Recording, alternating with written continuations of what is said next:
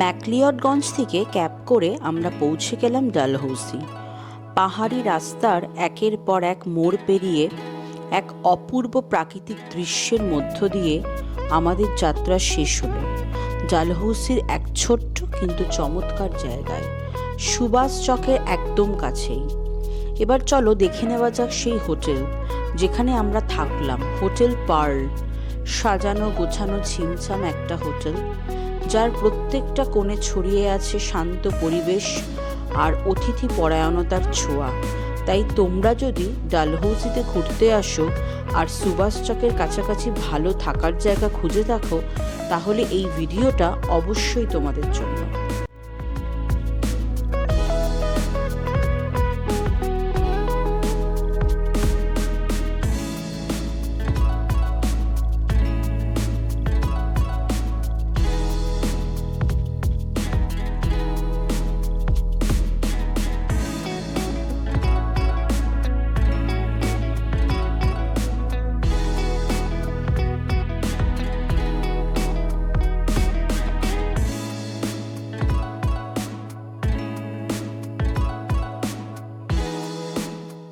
আমাদের এখন লাস্ট ডেস্টিনেশনে এসে পৌঁছেছি, সেটা হলো ডালহৌসি। তোমাদের সাথে কালকে কথা হয়েছিল, বলেছিলাম তোমাদের দেখিয়েছিলাম ঘুরিয়ে আমাদের কোন হোটেলে আমরা রয়েছি। ঠিক তার থেকে 3 থেকে 4 মিনিট দূরেই সুভাষ চক। এই জায়গাটাকে বলা হয় সুভাষ চক। আমি যেখানে দাঁড়িয়ে আছি তার ঠিক পেছনেই দেখো সুভাষচন্দ্র বসুর একটা খুব সুন্দর স্ট্যাচু আছে। আর ঠিক আমার লেফট সাইডে আছে সেন্ট ফ্রান্সিস চার্চ, যেটা আমরা একটু পরে যাব দেখতে। তো আজকে আমাদের এই লাস্ট ডেস্টিনেশনের সবথেকে একটা মেন অ্যাট্রাকশন পার্ট হচ্ছে খাজিহাট, যেটা আমরা লাস্টে রেখেছি। তো সেটা আমরা একদম লেটার অন দেখতে যাব, কারণ ওটার জন্যই আমার বলতে পারো যে মেইন ডালহৌসিতে আসা। আর এমনিতেও অনেক হিস্ট্রি রয়েছে ডালহৌসি নিয়ে, সেটা তোমাদের সাথে আমরা সব শেয়ার করব। তো চলো আমাদের সাথে ঘুরে নেওয়া যাক ডালহৌসি, দেখা যাক। ডেস্টিনেশনে অনেক কিছু আছে, দেখা যাক কতটা কি কভার আপ করতে পারি, কী কী দেখতে পারি। আর মেন অ্যাট্রাকশন খাজিয়ারের জন্য তৈরি থাকো, দেখতে থাকো। চ্যানেলটাকে ভালো লাগলে লাইক এবং সাবস্ক্রাইব করো। ডালহৌসির এই সুভাষ চক কেবল একটা মোড় নয়, এটি ইতিহাসের সঙ্গে জড়িয়ে থাকা একটি স্মৃতি। নেতাজি সুভাষচন্দ্র বসুর পদচিহ্ন রয়েছে এই পথে, যার কারণে এই জায়গা আজও বিশেষ গুরুত্ব বহন করে। নেতাজি 1937 সালে স্বাস্থ্য প্রতিকূল হয়ে পড়ার পর ডালহৌসির শান্ত আবহাওয়ায় চিকিৎসার জন্য কিছুদিন কাটিয়েছিলেন। সে সময় তিনি এই অঞ্চলে এক পাহাড়ি বাংলোতে অবস্থান করেন, যেটির নাম নেতাজি ভবন, যেটি আজও ঐতিহাসিক স্থান হিসেবে সংরক্ষিত। এটি ডালহৌসির 2টি গুরুত্বপূর্ণ রাস্তার সংযোগস্থল, একটি গান্ধী চক অভিমুখে, অপরটি খাজিয়ার পাহাড়ি পথ ধরে।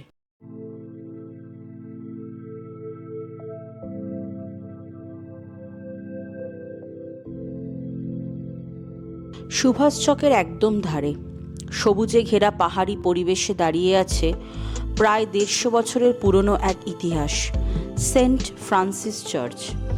1894 সালে ব্রিটিশ শাসনামলে নির্মিত এই রোমান ক্যাথলিক চার্চটি তৈরি হয়েছিল ব্রিটিশ সেনা ও প্রশাসনিক কর্তৃপক্ষের উদ্যোগে। গথিক ধাঁচের এই স্থাপত্যে ব্যবহৃত হয়েছে ইট, কাঠ আর রঙিন কাচের জানলা, যেগুলো আজও সেই যুগের ছাপ বহন করে চলেছে।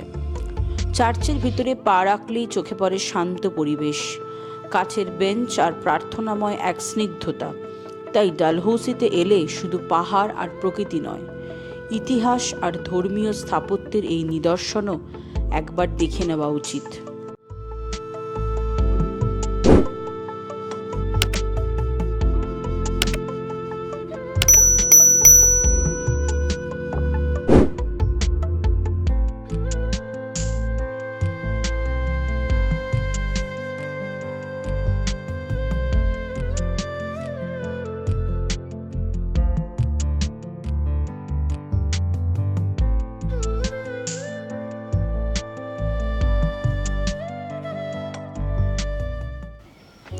ফ্রেন্ডস, হাঁটতে হাঁটতে আমরা চলে এলাম sacred heart senior secondary school Dalhousie. এটা কোন স্কুল আপনাদের মনে করিয়ে দিই। যদি আপনারা গাদার ফিল্মটা সকলেই দেখেছেন, সানি দেওল আমিষা বাজারের ফেমাস ফিল্ম গাদার পার্ট 1-এ আমিষা প্যাটেল যে স্কুলটায় পড়াশোনা করতো, সেটা কিন্তু এই স্কুলেই শুটিংটা হয়েছিল। এবার মোস্ট প্রবাবলি এখন স্কুলটা চলছে, প্রেয়ার হচ্ছিল, তো আই থিঙ্ক ভেতরে ঢোকা যাবে কি না উই ডোন্ট নো। একবার আমরা ট্রাই করে দেখব। মোস্ট প্রবাবলি স্কুল চলছে বলে হয়তো ভেতরের পিকচার আপনাদের সামনে তুলে ধরতে পারবো না, কিন্তু ওই যে স্কুলটায় আমিষা প্যাটেলকে দেখানো হয়েছিল সেটা কিন্তু এটাই ছিল। ডালহৌসির এই ফেমাস স্কুলটাতেই কিন্তু ওই শুটিং স্পটটা ছিল।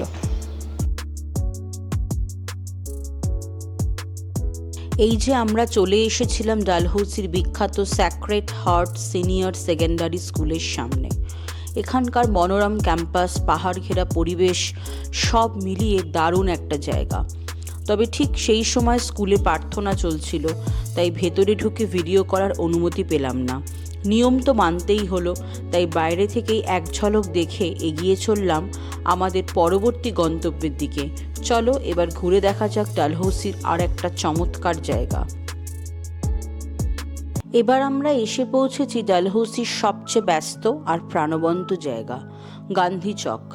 এই জায়গাটির পুরনো নাম ছিল জিপিও বা জেনারেল পোস্ট অফিস চক। পরবর্তীকালে মহাত্মা গান্ধীর স্মৃতিতে এটি গান্ধী চক নামে পরিচিত। ডালহৌসির মূল বাজার এলাকা এই গান্ধী চককে ঘিরেই গড়ে উঠেছে। এখানে গান্ধীজির একটি মূর্তিও আছে। ডালহৌসি ঘুরতে এসে গান্ধী চক ঘুরে না দেখলে ভ্রমণটাই অসম্পূর্ণ থেকে যায়। এবার আমরা এসে পৌঁছেছি ডালহৌসির সবচেয়ে পুরনো এবং ঐতিহাসিক চার্চ সেন্ট জনস চার্চের সামনে। এই চার্চটি তৈরি হয়েছিল 1863 সালে ব্রিটিশদের শাসন আমলে। তখনকার ব্রিটিশ সেনা ও প্রশাসনের জন্য এটি ছিল ধর্মীয় চর্চার এক গুরুত্বপূর্ণ কেন্দ্র। গথিক স্টাইলের স্থাপত্য আর চুন সাদা দেওয়ালে সেই ব্রিটিশ আমলের ছোঁয়া আজও ঠিকরে পড়ে।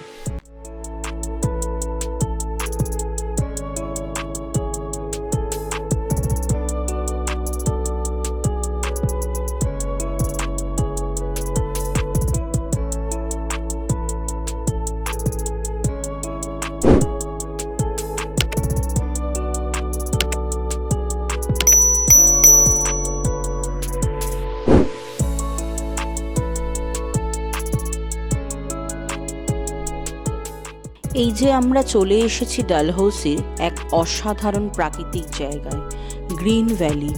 চারপাশে পাহাড়ে ঢাকা সবুজ উপত্যকা, গভীর বন। চারপাশে পাহাড়ে ঢাকা সবুজ উপত্যকা, গভীর বন, আর মাঝে মাঝে দেখা মেলে বরফে ঢাকা পর্বতের ঝলক। তবুও এই কুয়াশার মধ্যেই ছিল এক অদ্ভুত মায়া, যেন প্রকৃতি নিজেকে আড়াল করে একটু চুপচাপ বসে আছে।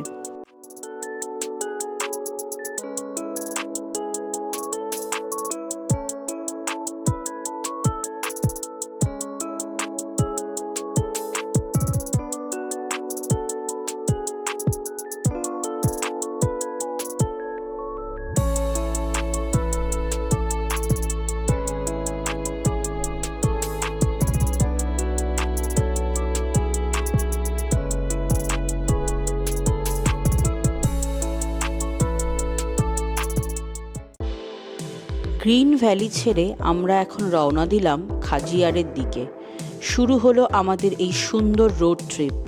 পাহাড়ি রাস্তা, সবুজ বন আর হালকা কুয়াশা, যেন প্রতিটা মোড়ে প্রকৃতি অপেক্ষা করছে নতুন কোনো চমক নিয়ে। এই পথে যেতে যেতে মাঝে মাঝে মনে হয় শহরের কোলাহল যেন অনেকটা দূরে ফেলে এসেছি। কিছু কিছু জায়গা এতটাই শান্ত যেখানে শব্দও হারিয়ে যায় কুয়াশার মধ্যে। তবে সবচেয়ে ভালো লাগছিল গাড়ির জানলায় মাথা বার করে হালকা ঠান্ডা হাওয়াটা নিতে। মানে একদমই মন ফ্রেশ। মনে হচ্ছিল এখানেই কিছুক্ষণের জন্য গাড়ি থামিয়ে চুপচাপ বসে থাকি। এই পথে মাঝে মাঝে ছোট ছোট বাড়ি পড়ে, কিছু দোকানও দেখা যায়, আর রাস্তার ধারে এত পাইন গাছ যেন কেউ লাইন করে দাঁড় করিয়ে রেখেছে পাহাড় পাহারা দেওয়ার জন্য।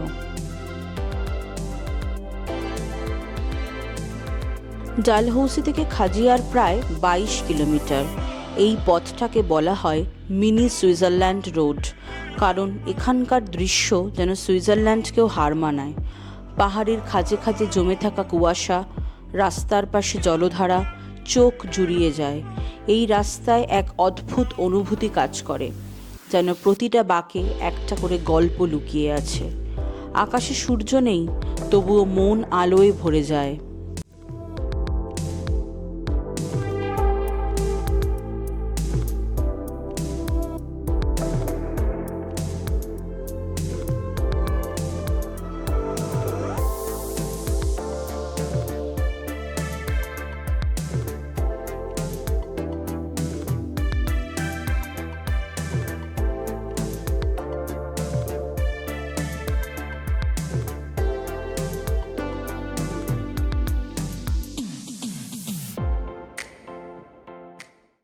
গাড়ির প্রতিটা মোড় যেন একটা নতুন গল্প, আর এই গল্পের পরের চ্যাপ্টার আমরা পৌঁছে যাব খাজিহারে। এতক্ষণ কুয়াশার মধ্যে চলার পর একটু একটু করে দেখা মিলছে খাজিহারের। চলো সামনে কি চমক অপেক্ষা করছে সেটা দেখে নিই পরের অংশে। আর যদি তোমরা এই পথে আসো তাহলে এমন মুহূর্তগুলো কখনো মিস করো না।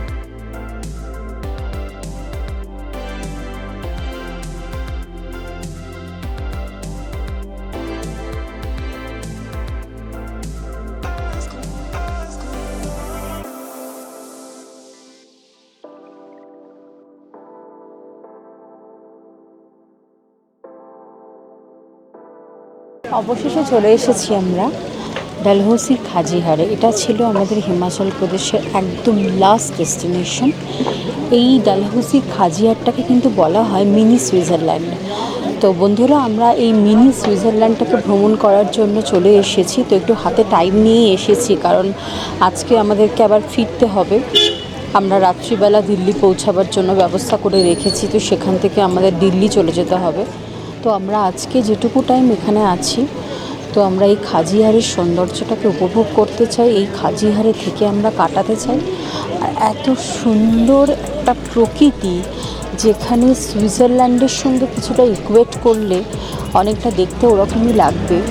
তো সেই কারণে জায়গাটাকে বলা হচ্ছে মিনি সুইজারল্যান্ড। তো আমরা এই যে জায়গাটাতে এসেছি, এই জায়গাটাতে এসে কোথাও এই জায়গাটার সৌন্দর্য থেকে আরম্ভ করে সব কিছু উপভোগ করব, তোমাদেরকেও সাথে দেখাবো। খাজিয়ারে ঢোকার পর আমাদের প্রথম স্টপ ছিল ঐতিহাসিক খাজ্জি নাগ মন্দির। শান্ত পরিবেশ, চারপাশের বড় বড় গাছ আর প্রাচীন কাঠের নির্মাণ দেখে একেবারে অন্যরকম লাগছিল। এবার মন্দির দর্শন হয়ে গেল। চলো এবার ঘুরে দেখা যাক খাজিয়ার ভ্যালি, মাঠ, পাইন বন আর কি সারপ্রাইজ আছে অপেক্ষায়। এই সেই জায়গা যাকে বলে ভারতের সুইজারল্যান্ড, আর তার প্রমাণও মিলবে খুব তাড়াতাড়ি। আমরা ধীরে ধীরে যাচ্ছি খোলা মাঠের দিকে, আর তোমাদের জন্য অপেক্ষা করছে কিছু এক্সক্লুসিভ মুহূর্ত।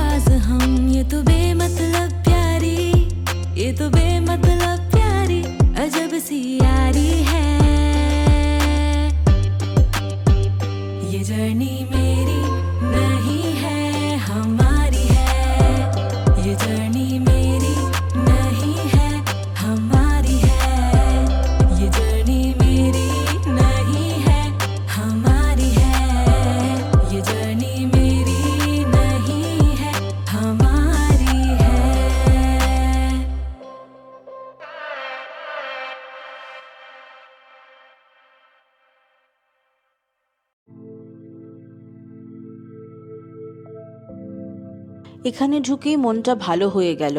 চারদিকে এত মানুষ, কিন্তু এত শান্ত পরিবেশ। বাচ্চারা খেলছে, কেউ ঘোড়ায় চড়ছে, কেউ বা সেলফি তুলছে। আমরাও হাঁটতে হাঁটতে আসল ভ্যালিটার মধ্যে ঢুকে পড়লাম। এই পুরো এলাকা চারিদিকে ঘন বন দিয়ে ঘেরা, মাঝে শুধু সবুজ এক বিশাল ফাঁকা মাঠ।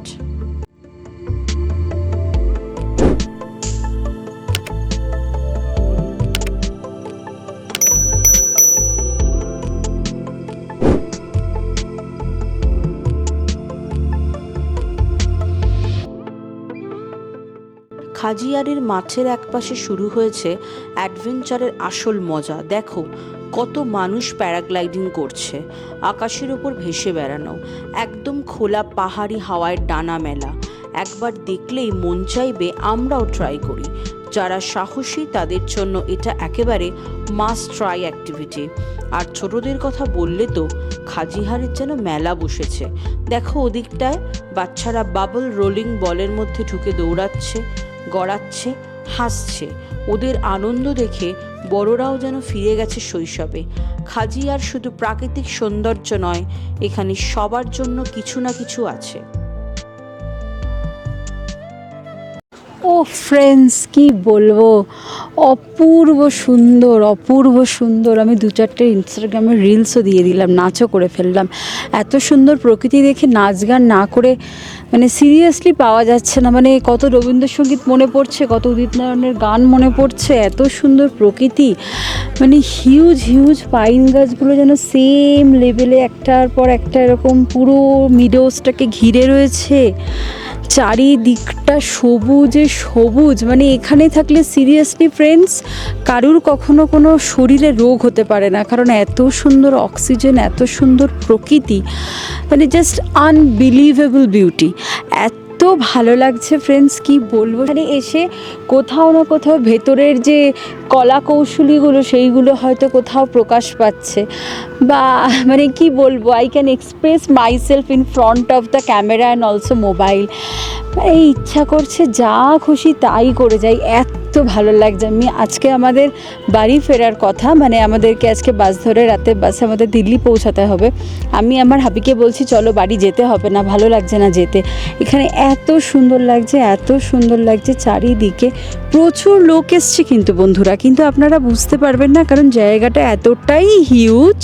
মানে এখান থেকে দাঁড়িয়ে এত অগণিত লোককেও, কত আনকাউন্টেবল পিপল, তো সেই জায়গাটা থেকে মানে অসম্ভব সৌন্দর্য, পাইন গাছের সৌন্দর্য, বসারও জায়গা আছে এখানে। আপনারা চাইলে যে যা খুশি নাচ গান সব করে ফেলতে পারেন, কোনো রকম কোনো কিছুতে কোনো বাধা নেই। তো ফ্রেন্ডস কি বলবো, এটা তো আমার সব থেকে মনে হয় one of my favourite place that I have seen. So আমার মনে হয় না, জানি না এখন কবে আবার আসতে পারবো বা আসা হবে কি না। যদি ভগবান করে তাহলে নিশ্চয়ই আবার এখানে চলে আসবো, বা এই রকম কোনো প্লেস খুঁজবো যেখানে এটার সঙ্গে রিলেট করে কিছু আছে। তো এতটাই ভালো লাগছে যে জাস্ট ভাষায় প্রকাশ করতে পারবো না। তো ভীষণ ভীষণ ভীষণ আমি খুশি এই জায়গাটায় এসে। মনে হচ্ছে যেন নেচারের সাথে আমি নিজেকে কানেক্ট করতে পারছি কোথাও না কোথাও। মানে মনে হচ্ছে যেন কোথাও জীবনের প্রত্যেকটা মানুষের লাইফেই তো পেন থাকে, পেন ছাড়া, পেনের বাইরে আমরা কেউই না। তা কোথাও না কোথাও মনে হচ্ছে যেন সব পেন সব কিছু ভুলে গেছি, জাস্ট এখানে মনে হচ্ছে এসেছি এনজয় করো। Life is too short, so সেইটুকু শর্ট স্প্যান অফ টাইমের মধ্যে যতটা পারো এনজয় করে নাও। তো এইভাবেই জীবনটাকে উপভোগ করতে চাই, আর তোমাদেরকেও আনন্দ দিতে চাই। দেখা যাক নেক্সট ডেস্টিনেশন কোথায় থাকে। জানতে হলে আমার চ্যানেলটাকে লাইক এবং সাবস্ক্রাইব অবশ্যই করো, আর কমেন্টে অবশ্যই লিখো শাশ্বতীদির ভিডিও কেমন লাগলো।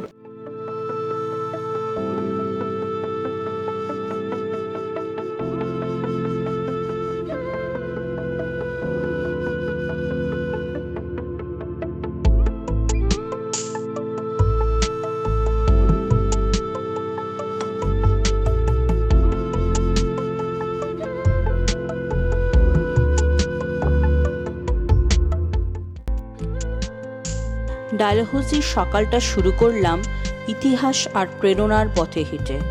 সকালের শুরুতে এসেছিলাম সুভাষ চকে।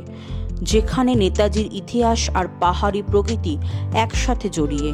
তারপর পা রেখেছিলাম শান্ত আর প্রাচীন সেন্ট ফ্রান্সিস চার্চে। কাঠের ঘ্রাণ আর প্রার্থনার নীরবতা যেন সময়কে থামিয়ে দেয়। তারপর এসেছিলাম শহরের প্রাণকেন্দ্র গান্ধী চকে। দোকানপাট, হাসিমুখ আর ডালহৌসির কোলাহল ভরা সেই জমজমাটি মোড়। তারপর ঢুকে পড়লাম কুয়াশায় ঘেরা সবুজ রাজ্যে, গ্রিন ভ্যালি, যেখানে নীরবতাই সবচেয়ে বড় শব্দ। দিনের শেষটা ছিল জাদুর মতো। আমরা চলে এলাম খাজিয়ার, ভারতের সুইজারল্যান্ড নামক খ্যাত সেই জায়গায়। আজকের থিম ছিল প্রকৃতি, ইতিহাস আর অনুভব, এক ফ্রেমে বাঁধা 7 রঙের গল্প। ভালো লেগে থাকলে একটা লাইক দিয়ে পাশে থাকো। কমেন্টে জানাও আজকের কোন জায়গাটা তোমাদের সব থেকে কাছে টেনেছে। আর সাবস্ক্রাইব করো, কারণ 7 কালার্সের পরবর্তী গন্তব্যে নিয়ে চলেছি তোমাদের এক নতুন অভিজ্ঞতার দিকে। এই ছিল আজকের সফর। দেখা হবে নতুন পথে, নতুন রঙে, নতুন গল্পে। এই ছিল 7 কালার্স ট্রাভেল ব্লগ।